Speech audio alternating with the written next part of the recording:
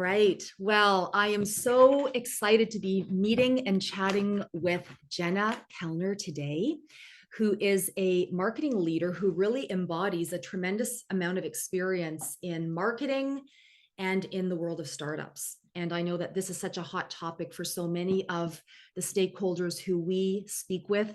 And I thought she'd have some really valuable insights to share with everyone today. So why don't I turn it over to Jenna? Jenna, tell us who you are. Who is Jenna Kellner? Awesome, Heidi. Thank you so much for having me today. I'm really happy to be here. Who am I? I am a growth and marketing leader. As you said, I've been in the tech industry for well over a decade, and I love everything revenue marketing and everything related to marketing that has a number at the end of it, that has a target, that has a goal. You will not find me building campaigns or programs without those things. I've worked across B2B, B2C, B2B2C, and everything from ed tech, fintech, two-sided marketplaces, and a whole bunch of other places. And I really just love marketing. I love partnerships and sales and how they all come together. And you could call me, part marketer, part GM, and how I approach business building. I love that. That's a lot. One of the reasons why I was so excited to talk with you about today is because so many times our firm, we are having conversations with CEOs and with founders who have recently come off a raise of investment, whether Series A, Series B. And oftentimes when we meet with them, they're in that exciting stage of trying to imagine, how do I build a marketing function? Where do I begin? And how do I prioritize the hires? So kind of what are your thoughts around how a founder, a CEO should begin when they start to prioritize marketing hires and trying to build a marketing team? Yeah, so usually at that stage, there's likely a few misfits on a marketing team, maybe a more junior marketing manager or a content or a digital person. There are likely a few people, or a creative, a designer, a few great folks who've been operating the business, likely not at, a scale stage. So often I like to advise founders and CEOs to take stock of who's there, who can they level up, who can they help grow first and foremost, because I think investing in your people and helping them see those stretch opportunities is really important.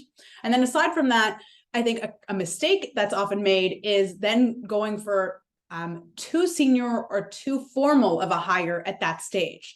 And often they're like, we need, a CMO who's done all this scale. And really you need someone who's probably in the middle of that. Someone who will get their hands dirty, who can help coach and grow a team, hire those first, that next 10 headcount, and then, still be in the weeds with that team and really get their hands dirty. Often you see a CMO or a VP marketing churn in that role if they're maybe so experienced and so senior that they've come in to a place where they don't have the resources yet, or the budget yet, or the maturity of a team to lead the way they would be successful. And so it's a mismatch. So that's the advice I generally give.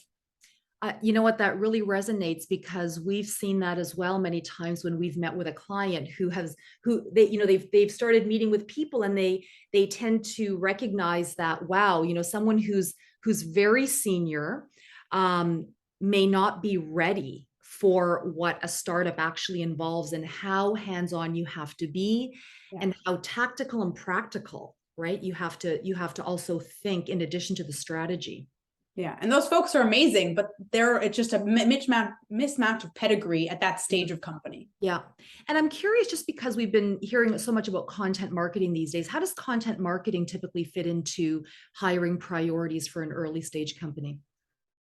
Yeah, so content, it has two sides of it. It's very much, it's a brand play, but it's also an SEO and organic play. And it certainly helps with all parts of the marketing approach and all stacks in marketing. You need content across, everything from B2B to B2C. You need it in everywhere. So it's incredibly important to have a content strategy. But that being said, it's important to not just think you need content because it's, someone told you need content. And so understanding what you need and the volume that you'll need can sometimes be a crawl, walk, run approach, where perhaps you bring in someone who can do partially content and maybe some other things, or you contract that out to start to better understand where you're going, or you bring in someone more senior who can be an editor who can then contract out the actual writing if you're creating a some content marketing campaign or program, and you're not ready to bring it in-house. There are a lot of ways at which you can approach that. It is important, but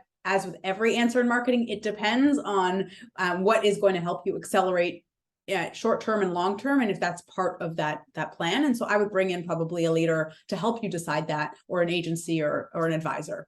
Good advice. Good advice. Marketing is one of those interesting functions where there's two very strong sort of thought, trains of thought.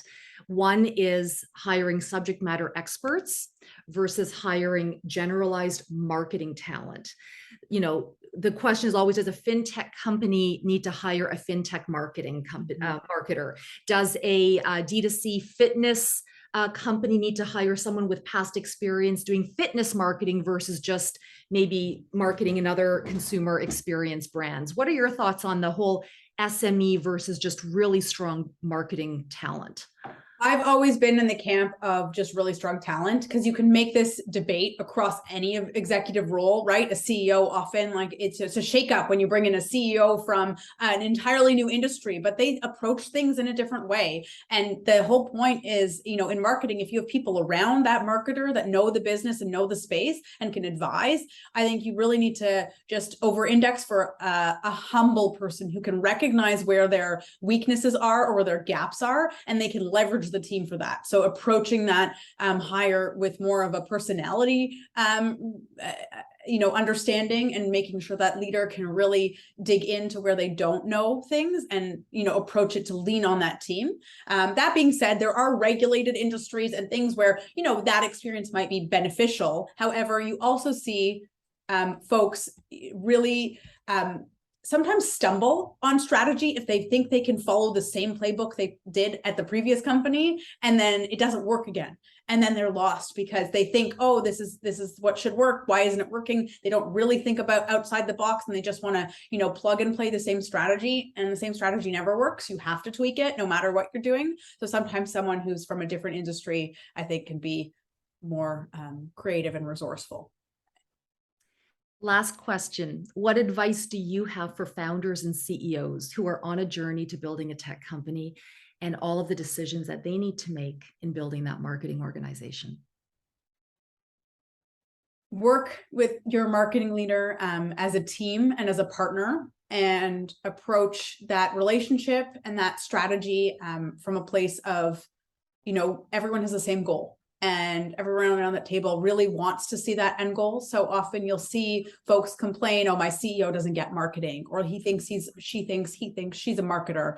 And really, you can avoid that friction if you approach it with that, we are one team trying to work through this, there should be friction. There should be good friction. Everyone should question each other. And it should be that environment where leadership can have that dialogue and be open about it and work together through that, and really have patience, because the journey is tough and there are lots of ups and downs. And it's like any relationship at a leadership level, you really need to build that trust in order for that working relationship to be successful. And I think that comes before anything else on the tactical side.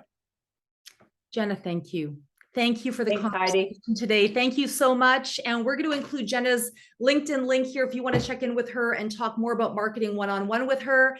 Thank you so much, and we'll see you in the next video. Thanks, Heidi.